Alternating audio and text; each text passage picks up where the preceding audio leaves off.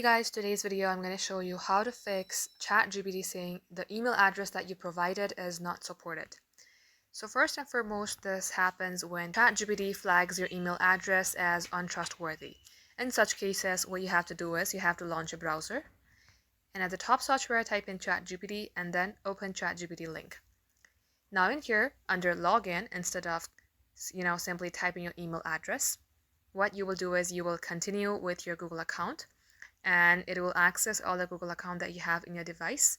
Continue with the one which you have already been using for your ChatGPT account and see if it fixes your problem. If it's still not working, then this also could be your browser problem. So let's go ahead, clear the cache, open your browser, select three-dot icon, scroll below and select settings. Select privacy and security, select delete browsing data.